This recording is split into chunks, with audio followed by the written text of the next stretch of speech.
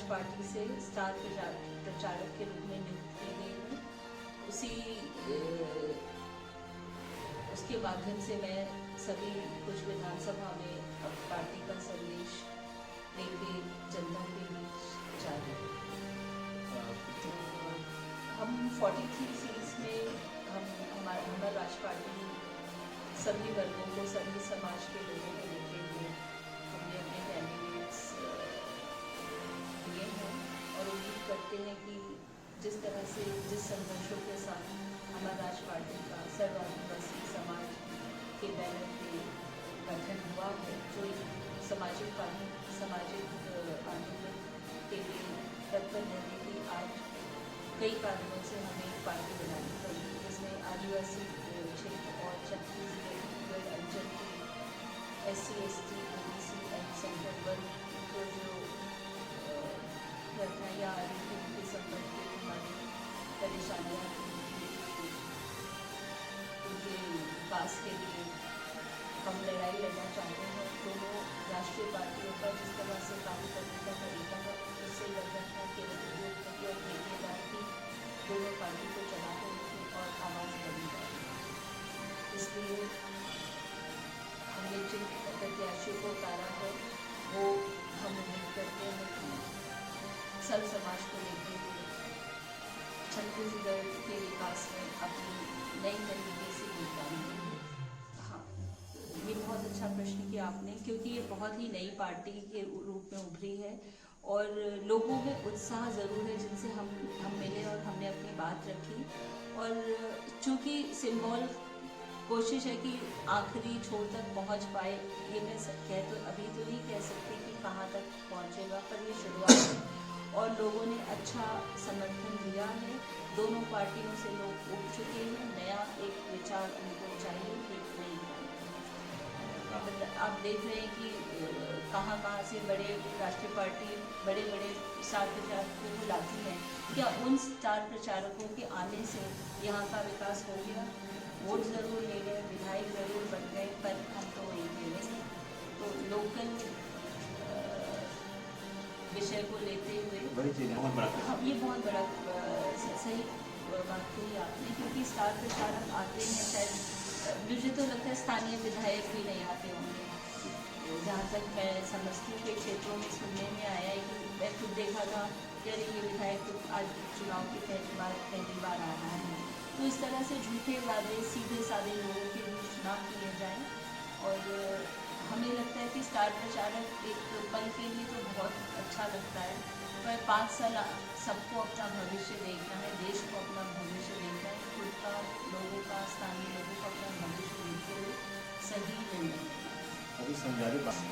विनोद नागवंशी हैं, एक इंजीनियर हैं, पिलिया गाँव से हैं और कई साल से ये सामाजिक आंदोलन से जुड़े रहे हैं और विभिन्न पदों में और एडवाइज़र के रूप में दोनों सरकारों में उन्होंने अपना सुझाव दिए हैं और कई आदिवासी विषयों में उन्होंने अपना योगदान दिया है और आदिवासी विषयों में बहुत अच्छे जाने।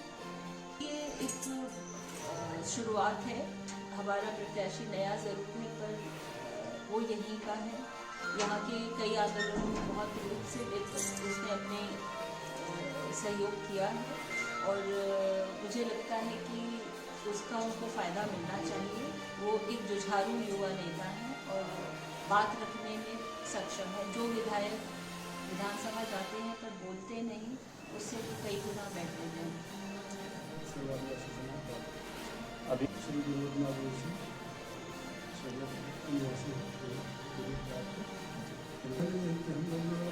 लड़ाई संवैधानिक लड़ाई 32% आरक्षण, जल जंगल जमीन का मामला है, हमने अधिग्रहण भी आया था उसका है, और ऐसे बहुत सारे संवैधानिक मामले 23 बिंदु पर हमने करीब 5 साल से लड़ाई जाती है, क्योंकि कोई भी बिंदु पर सरकार के द्वारा सवाल आता नहीं हुआ, क्योंकि पेशा कानून है ना, माननीय अरविंद निकाम जी मंत्री थे केंद्र में, उस समय वो बनाए थे, वो कानून आज तक लागू नहीं हुआ। अभी पिछले सरकार ने संशोधन किया लागू करने के लिए, तो ग्राम सभा तरीका को बिल्कुल समाप्त कर दिया। तो आरक्षण का जो मुद्दा है अभी बहुत ज़्यादा ज्वलंत मुद्दा है। तो सब संस्कृति जो क्षेत्र है, संस्कृति क्षेत्रों में तृतीय चतुर्थ श्रेणी का जो पद भर्ती है उसको निरंतर कर दिया, मतलब कोई फर्क नहीं पड़ता वहाँ पे, चाहे वो आदिवासी हो या वहाँ जो मूल निवासी जो रह रहे हैं वो सब के लिए था वो टोटल समाप्त हो गया। यहाँ बहुत सारी जमीन से संबंधित स्थानीय समस्याएं भी हैं जिसके लिए भी हम लोग पिछले 3-4 साल आंदोलन कर रहे हैं। तो ये इस क्षेत्र की भी एक समस्या है। देख लीजिए बुंदेल बांध यहाँ से बह रही है नदी से, क्योंकि ये क्षेत्र सूखा रहता है, नदी के किनारे प्यासा है, इसलिए हमने अपने घोषणा पत्र में यहाँ पे लिफ्ट इरीगेशन को जुड़वाया है ताकि यहाँ के किसानों को उसके माध्यम से पानी मिल सके। और ऐसे कैसे कौन कौन से मुद्दे हैं जिनको लेकर आप क्षेत्रीय स्तर से उठाने का प्रयास करेंगे? नहीं, इसमें तो बहुत सारी है, जैसे ओबीसी का मामला है 27% आरक्षण, जैसे ओबीसी का मामला है 27% आरक्षण है ना, वो मुद्दा हमारे घोषणा पत्र में है। जनगणना है ना, जनगणना अभी तक की किसी सरकार ने नहीं किया है, परंतु हमारी जो पार्टी है उसने घोषणा पत्र में शामिल किया है कि हम हमारी सरकार आने के बाद हम जनगणना कराने जैसा करेंगे। एससी और ओबीसी तीनों के लिए हमारी घोषणा पत्र में, शायद घोषणा पत्र आप लोग नहीं लिखेंगे, हम लोग उपलब्ध कराएंगे आप लोगों को। तो सभी वर्गों के लिए और सभी पूरे रूप से सर्व छत्तीसगढ़ीय समाज इसमें लड़ रहा है। हमारे यहाँ से जैसे यहाँ से बहु समाज लड़ रहा है, गौंडीलवाड़ से पगवा समाज लड़ रहा है, और आपके गुंडरदेव से मुरलीधर साहू है ना, ओबीसी समाज से लड़ रहा है। ऐसे ही एससी समाज और बहुत सारे समाज जो है उसको हम लोग मिल करके पूरे छत्तीसगढ़ में चुनाव लड़ रहे हैं। तो क्या लगता है? सिर्फ शोषण किया गया है ना, उनको आगे बढ़ने नहीं दिया गया। कभी भी सत्ता में जो बड़े पद हैं उसको नहीं दिया गया, केवल शोषण हुआ है। यहाँ जो राशि आती है, खुद एक प्रधानमंत्री थे राजीव गांधी जी, उसने स्वीकार किया है कि 1 रुपये जो आता है, 1 रुपये वहाँ से जारी होता है, 15 पैसे आता है, माने 75 पैसे आते आते गोल हो जाता है 50 पैसा। ये उसने उनकी सरकार ने स्वीकार किया है। तो यही स्थिति पूरे यहाँ के समाज का है, आदिवासी समाज की लिए जो राशि आती है वो पूरा का पूरा लाभ नहीं मिल पा रहा है। यहाँ पे देख लीजिए खनिज न्यास निधि 875 करोड़ का है, निकलता है वहाँ से, वो राशि पूरा बाहर चला जाता है, लेकिन उतनी राशि का इस जिले में उपयोग होता है ना, तो यहाँ का पूरा हर गाँव डेवलप होता है। तो इसको हमने अपनी घोषणा पत्र में हमारा पार्टी में शामिल किया गया है, और निश्चित रूप से हमारी सरकार बनने के बाद इस जिले का विकास होगा किसानों में। क्योंकि जिस समय बना उस समय सर्व समाज के प्रदेश अध्यक्ष लोग मौजूद थे, है ना, और इसलिए नाम भी उसको दिया गया अमर राज, है ना। इस अमर राज कहने से ये पता नहीं है कि चलता कि ये किसी आदिवासी समाज को, भले ही सर्व आदिवासी समाज ने इसको बनाया है, और इसकी उपज जो है आंदोलन से हुई है, आंदोलन से इस पार्टी का उदय हुआ है, परंतु ये सर्व छत्तीसगढ़ीय समाज के हित को ध्यान में रखकर के किया गया है। नागवंशी अमर राज पार्टी के महासचिव, संजारी बालोद विधानसभा के प्रत्याशी। ग्रामीण दौरा भी जब हम कर रहे हैं तो एक अप्रत्याशित लोगों का जो प्रेम मिल रहा है वो अद्भुत है। हम जहाँ जहाँ जा रहे हैं एक विकल्प के रूप में जब बात कर रहे हैं, हम छत्तीसगढ़ में एक नया विकल्प आना चाहिए, उसको लोग स्वीकार कर रहे हैं। दूसरी बात, बालोद के बारे में जब लोग को बता रहे हैं कि यहाँ डीमे फंड इतना ज़्यादा है, यहीं के आयरन ओर से पूरा देश को लोहा मिलता है, लेकिन आज तक यहाँ इंजीनियरिंग कॉलेज, मेडिकल कॉलेज कोई बड़ा प्लांट नहीं खुला, उसको लोग अचंभित होकर सुन रहे हैं कि आज तक हमको किसी बताया क्यों नहीं।